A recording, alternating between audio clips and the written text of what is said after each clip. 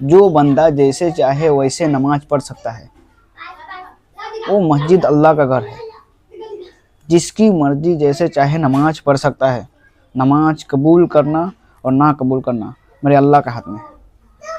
और हमारा रब जानता है कि किसका नमाज कबूल होता है या किसका नहीं। कौन होते हो तुम ताना मारने वाले? कौन होते हो तुम रोकने वाले? तुम्हारे मुताबिक नमाज चल, तुम्हारे मुताबिक अगर नमाज पढ़े तो ठीक है, तुम्हारे मुताबिक नमाज नहीं पढ़े तो गलत हो गया।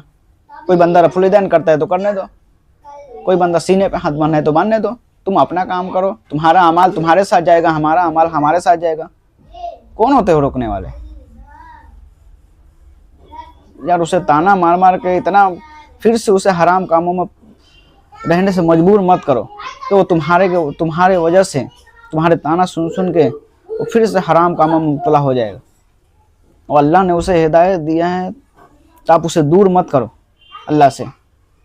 अल्लाह का शुक्र अदा करो कि अल्लाह तेरा एक बंदा सही सलामत लौट आया हराम कामों से वापस।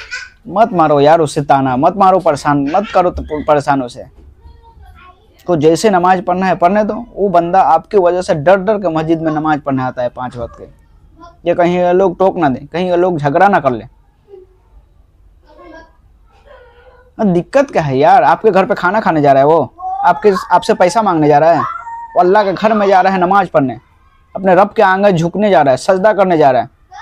तो तुम कौन होते हो बोलने वाले? वो मस्जिद अल्लाह का घर है और जिसको मर्जी जैसे चाहे नमाज पढ़ सकता है। जिसको रफुलिदैन करना है करेगा, आपको नहीं करना है मत करो। वो बंदा सारे हराम काम छोड़कर, जब से अल्लाह ने उसे हिदायत दिया, सारे हराम काम छोड़कर, वो अपने दोस्ती यारी को छोड़कर अल्लाह की तरफ लौट आया। तो आप उसे फिर से अल्लाह से दूर करना चाहते हो, ताना मार मार के, टोक टोक के, झगड़ा। आपको रफुलिदैन से दिक्कत है, आपको दिक्कत है, आप मत कीजिए, दूसरे को करने दीजिए सुन्नत पर अमल। तो ये तो यही सोचेगा ना कि जब मैं हराम काम करता था, दिन भर अय्यासी करता था, तो कोई मुझे रोकने टोकने वाला नहीं था। जब मैं नमाज पढ़ने वाला लगा तो लोग मुझे ताना मारने लगे, रोकने लगे, टोकने लगे। तो अगर वो फिर से हराम काम में मुब्तला हो गया ना, तो उसका जिम्मेवार आप होगे, आप भी गुनाहगार हो। वो तो होगा ही, आप भी होगे, आप भी गुनाहगार का हिस्सा होगे। तो जिसको जैसे नमाज पढ़ना है पढ़ने दीजिए, कबूल करना ना करना मेरे अल्लाह का हाथ है।